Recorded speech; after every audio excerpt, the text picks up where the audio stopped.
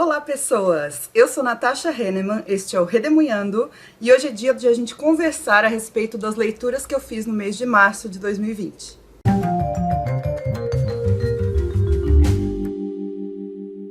Gente, o que foi o mês de março? Para quem está vendo aí muito no futuro, março de 2020 foi o mês em que o coronavírus se espalhou aí pelo mundo, tivemos a pandemia, o anúncio da pandemia pela OMS e entramos num isolamento social. Então eu estou particularmente há 2 semanas já em casa. Espero que quem possa, quem tem essa possibilidade também esteja, porque é bem importante que a gente se cuide e não espalhe o vírus por aí. Muita gente não tem sintomas, não sabe que tem o vírus, então é importante esse isolamento social para que o nosso sistema de saúde consiga atender a todos aqueles que têm os sintomas de forma grave e que podem morrer em decorrência disso. Acho que a maioria de vocês já deve saber, mas tem um canal excelente que é do biólogo Átila Yamarino. O Átila é especialista em virologia, se eu não me engano, e ele é apresentador do canal Nerdologia, bem conhecido aqui no YouTube. Mas ele tem também um canal pessoal, onde ele tem dado, assim, verdadeiras aulas a respeito dessa pandemia, e vale muito a pena para quem não conhece. Eu vou deixar para vocês o link no box de descrição, certo? Que é uma excelente fonte de informação e muito confiável. Então vamos falar das leituras. No mês de março, na primeira semana que eu fiquei com esse distanciamento social, eu tive muita dificuldade de ler, por alguns motivos. O primeiro é que a minha concentração estava muito baixa, por conta de todas essas notícias, muitas coisas que o governo estava recomendando contra o que a OMS falou, me deixaram assim extremamente desolada, chateada. E a segunda coisa é volume de trabalho. Eu trabalho numa escola de ensino médio e a escola estava se adaptando ao ensino à distância. Então aconteceram muitas mudanças de última hora que fizeram com que eu ficasse assim com a cabeça lotada. E um terceiro fator é que eu estava corrigindo as provas dos alunos, que nunca são semanas fáceis. Na segunda semana de isolamento eu já consegui, que foi essa semana que passou agora, antes de eu gravar, melhorei essa questão da concentração. Eu tenho feito sprints todo dia com o pessoal do Instagram, tá muito legal, tô bem feliz com a participação de vocês. E nossa, como a galera lê muito, né? Geralmente os sprints que eu faço são de 1 hora de duração e quem pode participa e tá sendo muito legal. É uma maneira de a gente se ajudar, mesmo de longe. Se ajudar, se distrair um pouco, tentar focar a nossa atenção em alguma coisa que não sejam essas notícias todas catastróficas que a gente tem tido. E o mês de março é o mês da mulher. E geralmente no mês de março eu faço o mês Mulheres para Ler, que é um projeto da Yara, do canal Conto Encanto. Eu nem sei se ela continuou esse projeto, já faz alguns anos que ela propôs. Eu vou deixar o último vídeo que eu sei sobre esse assunto aí no box de descrição. Mas a ideia é ler só mulheres no mês de março. Eu não consegui fazer isso, porque já tinha pelo menos 2 leituras de autores homens previstas para esse mês. A primeira delas era essa aqui, Introdução à Filosofia Antiga, do Antônio Djalma Braga Júnior e do Luiz Fernando Lopes, pela editora Intersaberes. Esse é um livro que eu precisava ler para a faculdade, aliás, é a última matéria que está faltando eu fazer. Depois ainda tem TCC, estágio, mas de matéria mesmo é Filosofia Antiga. É um livro bem tranquilo para mim, né? Eu já dou aula sobre esse assunto há muito tempo, então é um assunto sobre o qual eu me sinto segura. Vai falar da filosofia grega e vai chegar até as filosofias helenísticas. É um livro ok, mais ou menos no sistema postilado. Eu também li este livro que eu ganhei da querida Evelane Alves. Ela me mandou de presente de aniversário e, por coincidência, a Jéssica, do canal Jéssica Matos, também tinha esse livro e a gente resolveu ler na mesma época, embora a gente ainda não tenha conversado sobre o livro. Mas o livro é O Corpo em que Nasci, da Guadalupe Nettel, pela editora Rocco. Esse livro faz parte da coleção chamada Outra Língua, que publica autores latino-americanos. Aliás, é uma coleção incrível, os 2 livros que eu li, eu amei, eu quero ler todos. A Guadalupe Nettel é uma autora mexicana e esse livro é uma espécie de relato autobiográfico de uma porção da vida da Guadalupe. Ele é contado em primeira pessoa e é como se a narradora estivesse contando para sua terapeuta como é que foram as fases da infância e da adolescência dela. O que vai envolver um monte de coisas. Relacionamentos familiares e com amigos, fatores políticos, viagens, mudanças, né? Mudanças muito bruscas. A narradora é mexicana e vai precisar ir morar na França durante o período que ela conta. Se eu não me engano, esse livro se passa na década de 1970. E o que eu mais gostei do livro foi a questão do corpo, que é justamente o título, né? O corpo em que nasci. Ela começa relatando que ela tem um probleminha no olho, um problema de visão mesmo, mas que é um problema que só vai poder ser consertado quando ela for quase adulta. Então ela passa a infância sofrendo com esse problema, sofrendo assim muito no sentido de bullying, de os colegas da escola ficarem zoando ela por causa do tapão que ela precisava usar. Mas ela vai tratar muito de fatores como sexualidade, que envolvem diretamente o corpo, vai falar sobre o corpo dela, o despertar do corpo dela feminino, quando ela começa a criar seios e como isso é incômodo para ela, porque ela gostava muito de jogar futebol e a partir desse momento ela começa a ser, não só se sentir diferente, mas o grupo dela, né, os meninos com os quais ela jogava futebol também passam a rechaçá-la, passam a notar essas diferenças, né? A avó dela é uma avó muito antiquada, com visões machistas, então ela trata muito diferente ela e o irmão dela, por serem de gêneros diferentes. Tem pontos muito legais nesse livro. Gente, eu gostei bastante dessa leitura, recomendo para quem curte esse tipo de livro. A Jéssica fez um vídeo completinho sobre o livro. Eu vou deixar o link pro vídeo dela aí no box de descrição para vocês assistirem, para quem se interessar. Mas é um relato muito íntimo, muito corajoso. Ela conta coisas, detalhes sobre os pais dela que eu acho que pouca gente confessaria em público, sabe? Então é um livro muito legal, eu gostei bastante dessa leitura. Depois, gente, eu li um que eu adorei.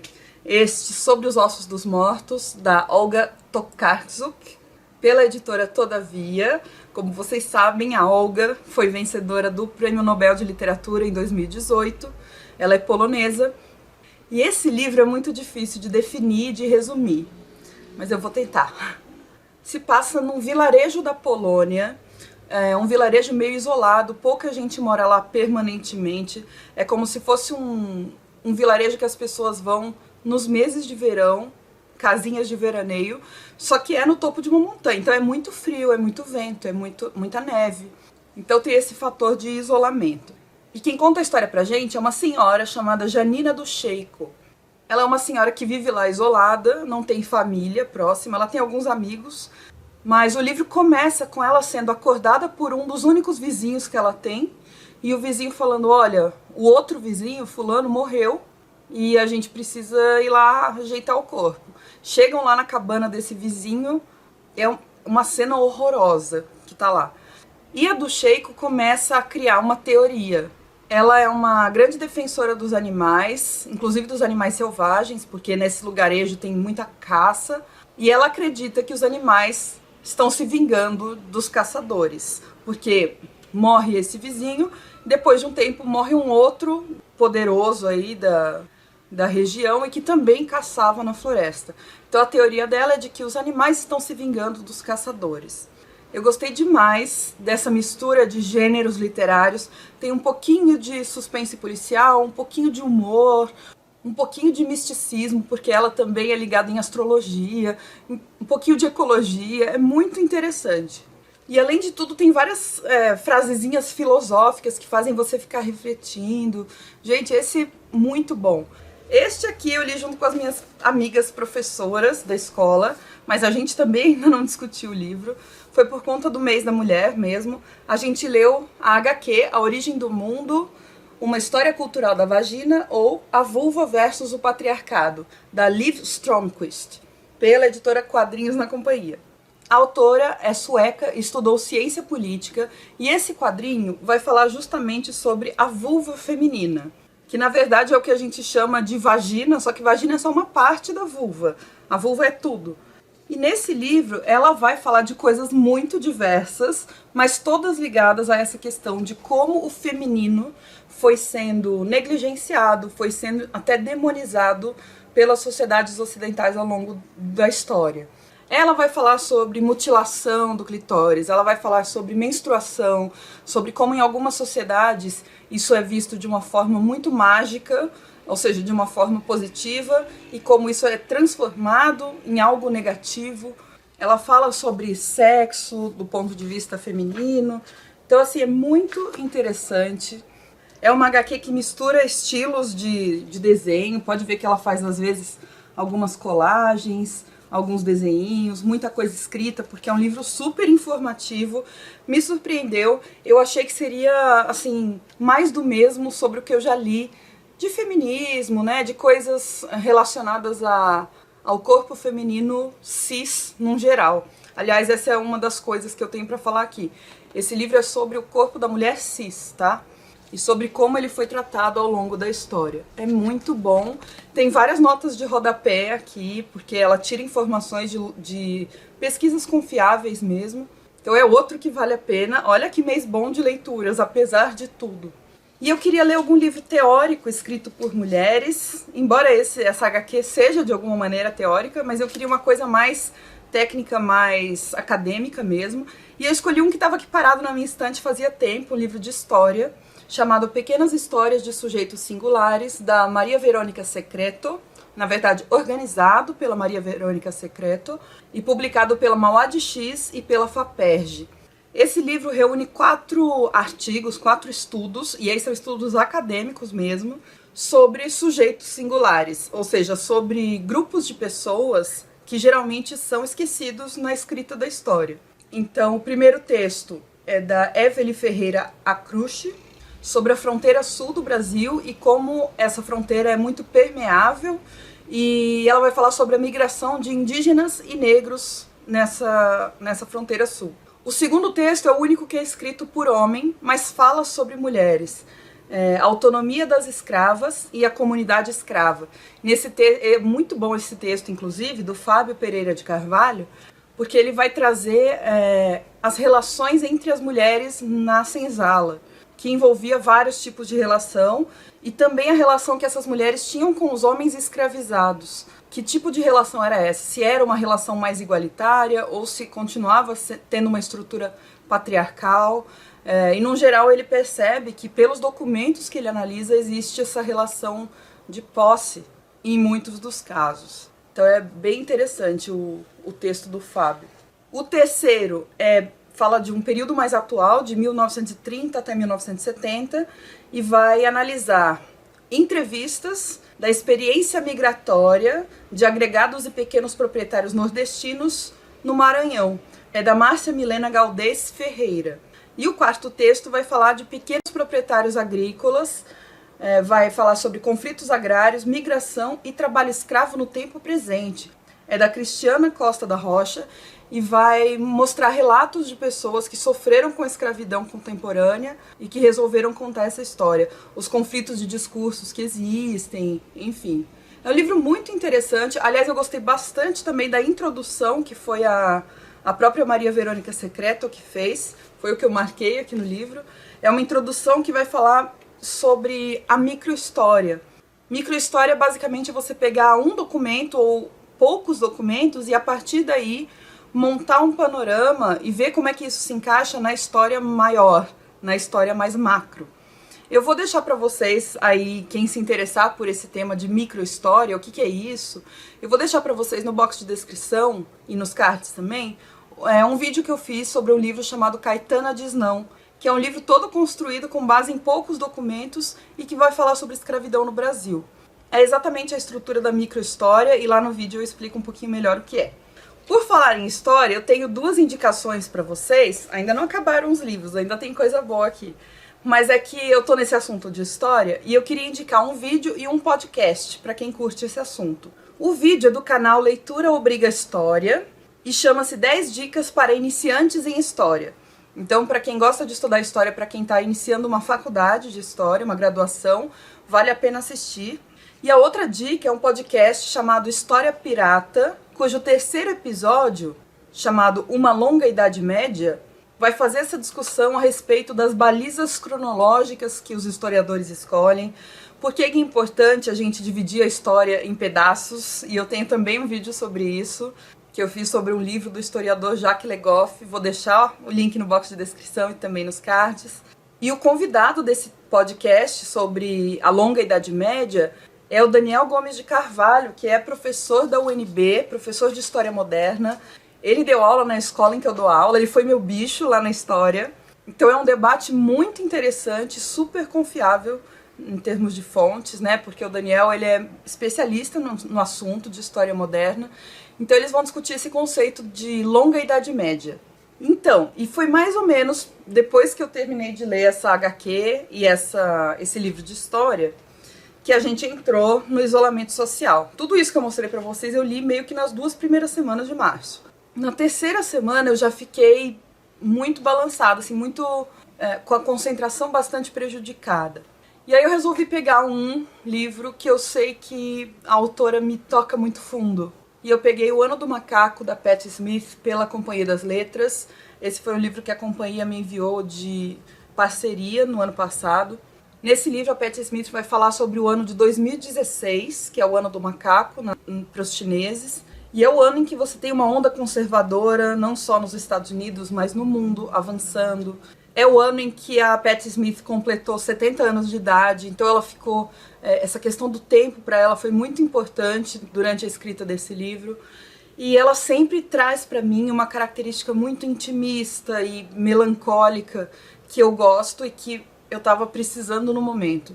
Ela é sempre muito cheia de referências, a Patti Smith é incrível ao narrar as memórias dela. Sempre tem fotografias, ela também, além de tudo, é fotógrafa, né? Ela é poetisa, escritora, cantora, compositora, fotógrafa, essa mulher é tudo. E é um livro que tem um caráter mais onírico, ele fala muito sobre sonho. Tem hora que você não sabe se ela tá delirando ou se ela tá falando o que ela tá vendo mesmo, se ela tá sonhando. Então, assim, se por um lado é um livro confuso, por outro foi exatamente o que eu tava precisando nesse momento. Mesmo com essa característica mais melancólica, a solidão dela nesse livro também é muito evidente. Aqui ela vai narrar quando 2 amigos dela estão muito mal, de saúde mesmo. Um deles está no hospital em coma, o outro está com uma doença degenerativa que avança cada vez mais. São muitas coisas para refletir a respeito, sabe? Não é um livro feliz, não é um livro leve, é um livro que deixa a gente meio... sabe, sem fôlego, assim, pra mim mas foi importante nesse momento da minha vida. Eu amo a Patti Smith, pra mim, o melhor de todos dela, disparado, é o livro Só Garotos, que foi o que tornou ela famosa como escritora mesmo. Eu tenho um vídeo super empolgada falando sobre esse livro aqui no canal, mas o segundo que eu mais gostei foi esse mesmo, O Ano do Macaco, depois o Devoção, e por último o Linha M. O Linha M, na verdade, foi o que menos me tocou. E agora, mais pro fim do mês, vocês vão ver que eu peguei livros mais curtos, mais tranquilos de ler. Um deles era o livro que seria do Piquenique Literário, de março, que obviamente foi adiado por motivos de coronavírus. Mas é o livro Meu Avô Apolinário, Um Mergulho no Rio da Minha Memória, do Daniel Munduruku, com ilustrações do Rogério Borges, e publicado pela Estúdio Nobel. O Daniel Munduruku faz parte do povo Munduruku, lá do Pará, e ele vai contar a história do avô dele. Na verdade, ele vai falar muito sobre a infância dele mesmo, Daniel, e como ele não se aceitava índio. Porque na escola, a família dele foi morar na cidade, e na escola que ele frequentava não tinha muita gente indígena. E começaram a diferenciá-lo por isso, ele não gostava disso, ele ficava extremamente incomodado. E o lugar que ele se sentia à vontade era justamente na aldeia, que ele ia visitar de vez em quando, cujo avô dele era um dos chefes principais lá. Olha que ilustrações lindas, gente. E o avô dele era uma pessoa muito reservada, mas o avô percebe que esse menino precisa de ajuda emocional.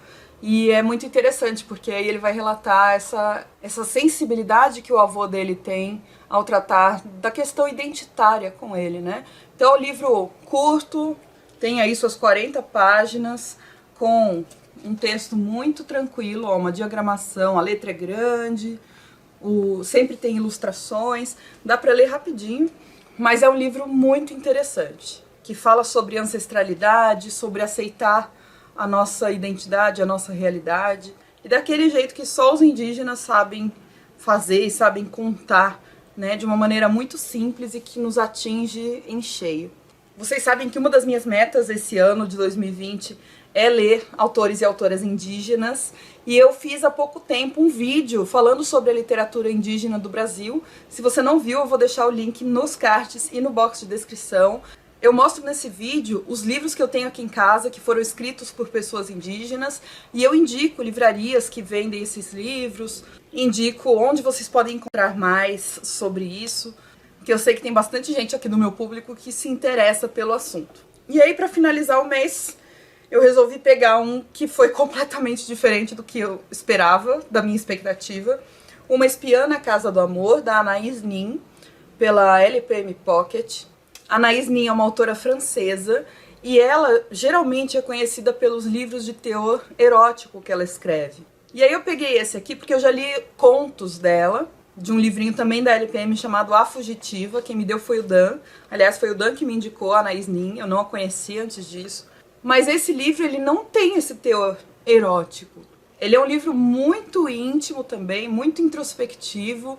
A protagonista chama-se Sabina e ela está em busca de si mesma. Ela tem um relacionamento fixo, ela é casada com um cara que é como se fosse uma rocha mesmo, assim. O cara é muito estável, ele é muito calmo. E ela sente que precisa disso. Mas ao mesmo tempo ela sente que precisa de aventura, ela sente um fogo dentro dela. E ela vai buscar isso em experiências sexuais fora do casamento, de uma forma escondida. Mas o livro não fala das experiências sexuais em si, não se foca nisso, pelo menos. Foca-se na busca que ela tem para tentar se compreender. Então foi um livro mais pesado do que eu esperava. Eu tava naqueles dias de muita reflexão, cabeça extremamente cheia com tudo o que estava acontecendo. E não foi a melhor escolha para aquele momento, mas a escrita dela é muito bonita. Eu não sou a pessoa mais adepta da literatura francesa, mas eu gosto muito do jeito que a Anaïs Nin escreve. E as últimas leituras que eu fiz aí no mês de março foram as minhas revistinhas da Turma da Mônica. Na verdade, aqui em casa eu não tinha nenhuma. Eu fui na casa do meu avô, que faleceu no final do ano de 2019. Fui lá no apartamento dele limpar algumas coisas que estava precisando. E eu acabei encontrando essas 3. Aí eu trouxe pra casa pra ler, porque se eu não tava aguentando coisas pesadas, eu fui exatamente pro que eu lia muito na minha infância, que são as revistinhas da Mônica. E essas edições que eu tenho são de 1999. Então eu li uma da Mônica, uma da Magali e uma do Cascão. Não vou contabilizá-los pros meus livros, mas só pra vocês saberem que a gente lê de tudo, né? A gente tá aqui pra se divertir lendo, pra pensar também de vez em quando, mas que os nossos momentos são diferentes. Então tem época que a gente tá mais empolgado pra ler coisas de estudo, tem época que a gente tá menos. E agora no fim de março eu tava nesse momento em que eu tava precisando de mais leveza, como vocês puderam perceber. Eu vou fazer um vídeo pra vocês indicando alguns livros pra esse momento de isolamento social, pra essa quarentena. E aí vai ter de tudo, inclusive livros mais leves e aventurescos, que pra mim são os que melhor funcionam nesse tipo de período. Tá bom? Muito obrigada pela companhia. Não se esqueçam de deixar um joinha e sempre que você quiser comprar algum livro ou algum produto pela Amazon, por favor, utilize o meu link que tá aí no box de descrição, porque comprando por esse link você não paga nada mais por isso e eu recebo uma pequena comissão pela venda.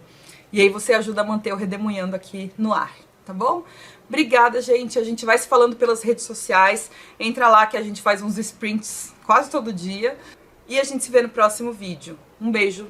Tchau.